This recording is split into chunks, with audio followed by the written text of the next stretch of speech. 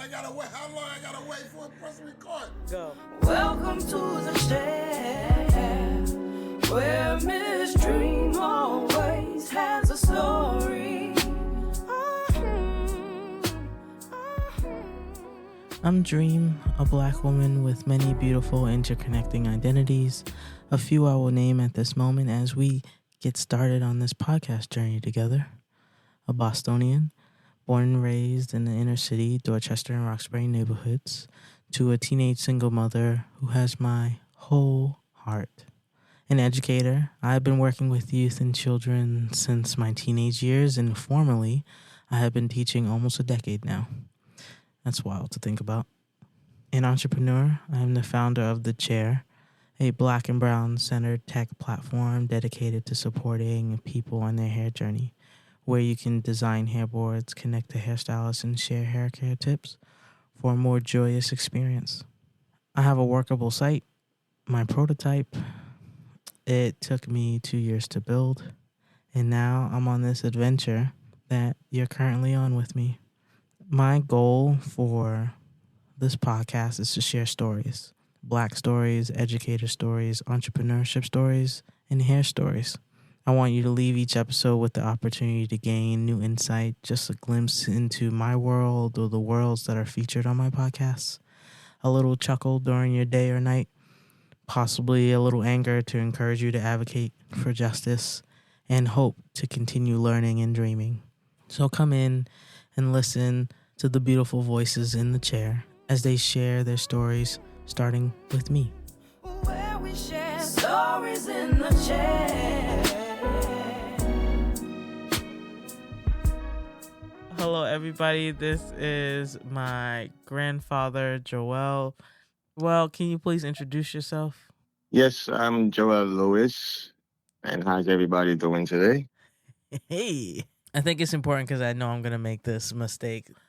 This is my grandfather, but we call him Uncle Joel. And the reason we call him Uncle Joel, because as kids, he told us to call him Uncle because he didn't want to come across as old. So I call him Uncle Joel, knowing that he is my grandfather. So if you hear me say Uncle Joel, it is not a mistake. I know we call me telling you that. You don't remember that? You told us that when No. we were kids? Yeah. Okay, if you say so. What do you want to hear about? What it was like for you growing up, because where did you grow up? Well, I grew up in Port-au-Prince, Haiti. Mm. I went to school there, started school there, and then moved to the United States in 66. Prior to that, my mother and father came to Haiti, to New York, and then they worked and then bought a house and then sent for us kids. And how old were you when you moved from Haiti to New York? It was about 9, 10. And it was just me and my two sisters. And we got on the plane by ourselves, the three of us. I hold her hand and the stewardess was watching us. Got off JFK. At that time, there was not inside where the plane is sort of. You park outside and they bring you the ladder, the stairs, and you get off the stairs. And I'm getting off the stairs in JFK in New York for the first time in my life, and I'm looking up, and they see people up on top just waving and waiting for you. You know, it was an experience. You were 10 years old getting on the plane for the first time with your siblings. No adult supervision. No adult supervision. The 60s. Y'all are wild back then. But that's the way it was, because we didn't have no... Our mother and father was already in New York, so we had no one to take us, so we had to go by ourselves. When you got to New York for the first time as a 10-year-old, what was the stark differences that you remember? Oof, everything. It was like a new... I couldn't believe it. It was like different. We had a house there waiting for us. I had my own room. My sisters had their own room. But that night, my father had a big party for us coming to New York, and it was different. It was July. Matter of fact, it was July 5th. It was so different, and I didn't speak a word of English. And so you're in New York City. You're starting school, so you're entering late elementary school, and you don't know any English. How was that experience? I don't know how I made it because we came in the summer. So all summer we watched TV because I have TV in Haiti, so I was new to TV. So we just watched TV all summer and learn English. And by the time we got to elementary school, I knew some English. It was a private school, a Catholic school. So it wasn't like we had the nuns. They were nice to us because we weren't the only one that was foreigners. You're going to this Catholic school, you're learning English. Do you have a memory of what high school was like for you? Well, high school was different because once I finished the Catholic school, I said, I'm not going back to Catholic school. I went to regular high school. And at that time, once it was the 60s, late 60s, it was an experience. It wasn't the same. That's because I became of age by that time. So it was different then. Some of the things we did, I can't say on the air. You were a reckless teen? In a way.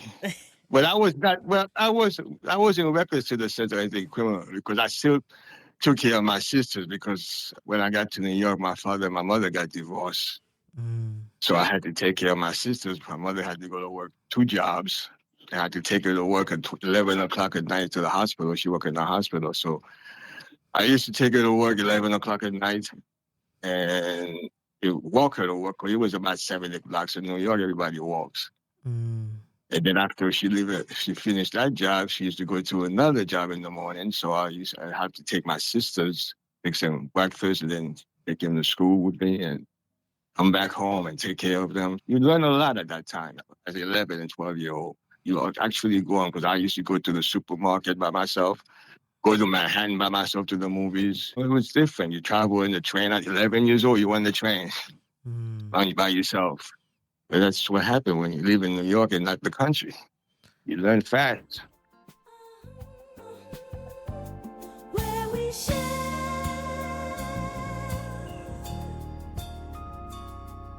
stories in the chair.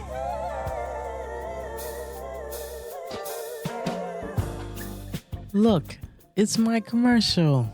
We will be right back. It's more than just a bad hair day. It's a journey.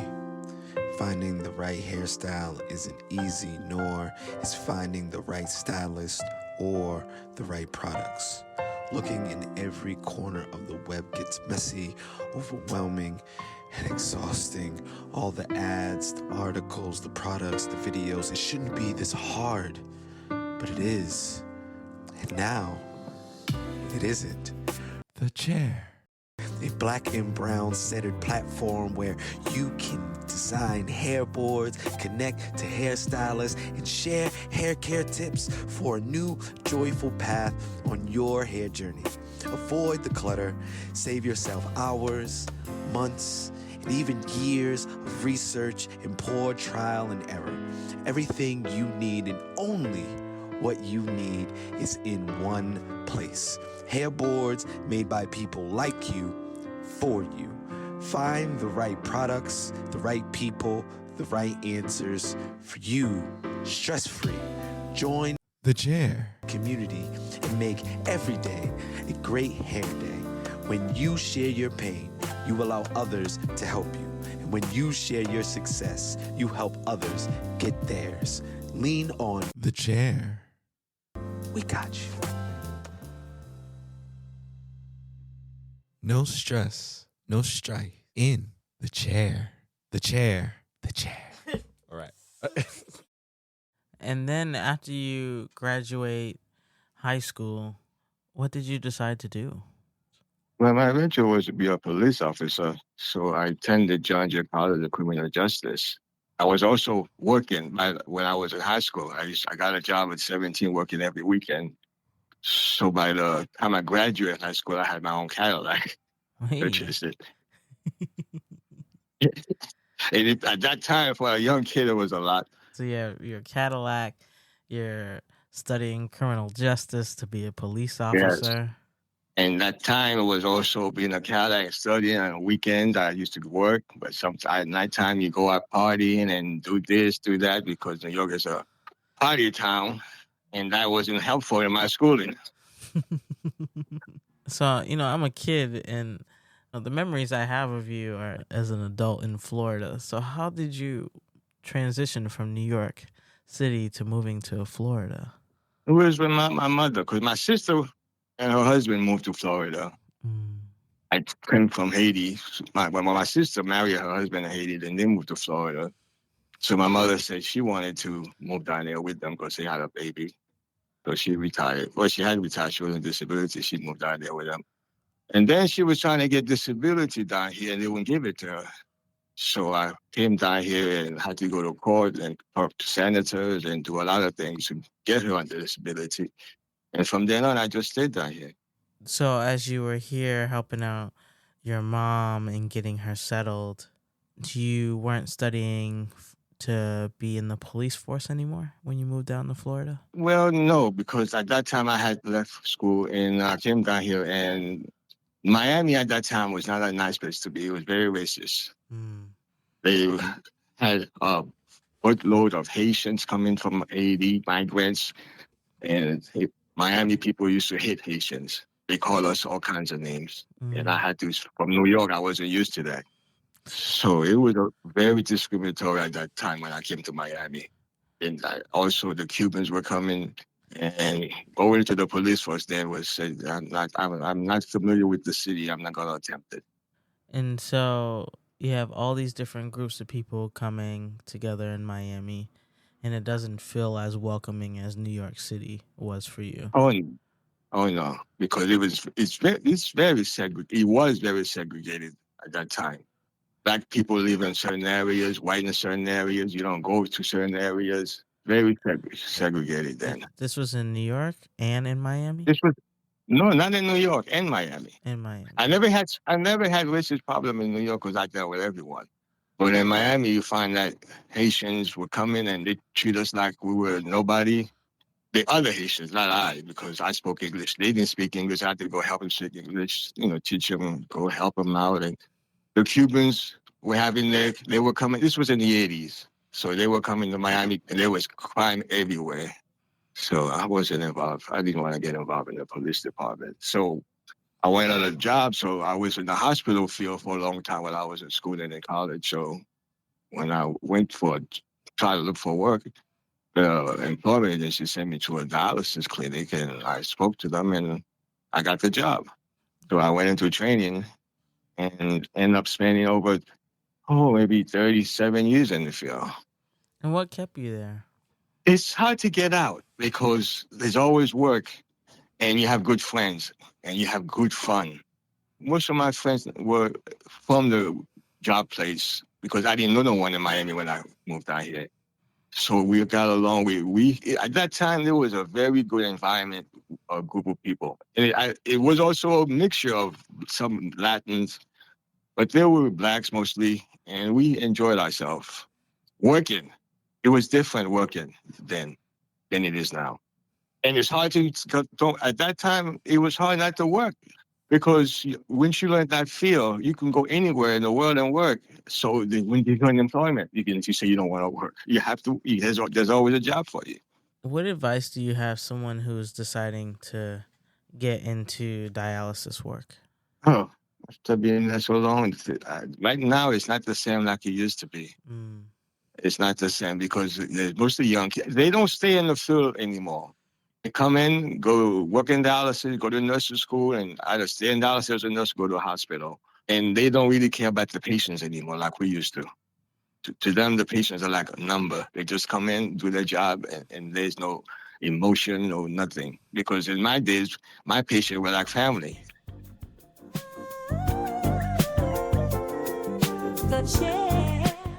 Oh, and if you're interested to learn more about my experiences as a Black woman and educator in Guangzhou, China, I wrote my first ebook titled Nowhere and Everywhere, Captured Emotions of a Beautifully Broken Love Story.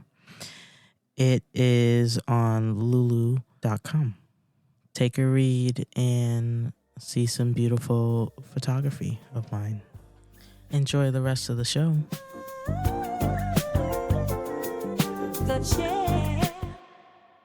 My Uncle Joel, he recently just cut his hair, but he used to have a super big beard and his little afro. He looked like Santa Claus in the summertime. But you recently cut all your hair off, and I was curious to know about your hair journey. What has that been for you? Well, it's been interesting because I had an afro in the 70s, big afro. And then after the afro, I used to curl my hair, believe it or not, because that was the fashion for some people then, curly hair. So I used to go, believe it or not, I went to a beauty parlor one time. I had a woman with iron do my hair, everything. Yeah. And then if I didn't do it that way, then someone, a girlfriend or somebody, they put the conditioner, relaxer on it, and just relaxed it and make it curly. Because my afro was long and it'd be hanging in the back, and I'd be having like a nice curly, like Billy D. Williams. So you've had curls, you've had froze. Did you ever color your hair? No, I don't think I did that. It's natural gray. The gray is the only color you've rocked recently. Yeah. No, I never. That's a new thing. I know that's for young people now. We didn't used to do that. What was your favorite style? Was it the fro when you like had a nice cut? It was this curl. I like when it was slicked down. I like it then. Oh, so you had the Jerry curl, like you look like you're in a 70s cop movie. Yes, but that was in the 70s. And then, when I moved out of Miami, I just had regular hair. I didn't do that in Miami. Well, once in a while, in the beginning. But then I just let the hair go, but I cut it short. When the time you saw me with the style of afro was the first time I had it like that in years. I just decided not to go get a haircut. And once I said, I'm going to let it go for the whole year so you could see it. I did it for you.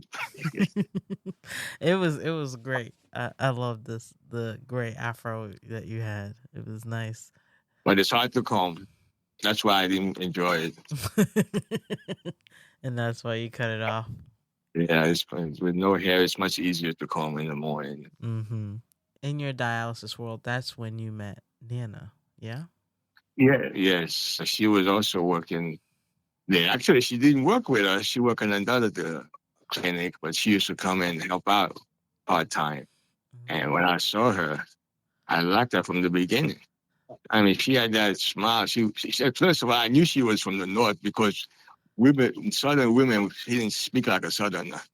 So being that she was from the North, we got along very well. And you've loved her ever since. Yeah, because she had that sense of humor that you just had to laugh. And I have a sense of humor also, so we got along well. Oh. It was funny then. So we've been together since. That's amazing. Thanks to dialysis. Thanks to dialysis. Well, Uncle Joel, thank you so much for sitting in the chair and sharing your stories.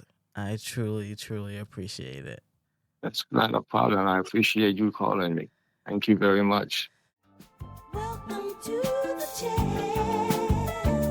where Miss Dreme always has a story.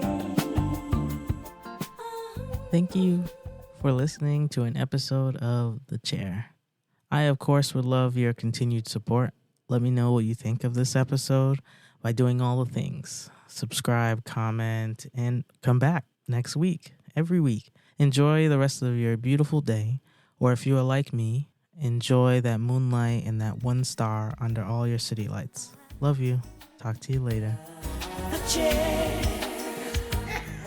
How long I gotta wait for a press record? Go. We support her. Shit. Do your. Welcome to the chair, where Miss Dreme always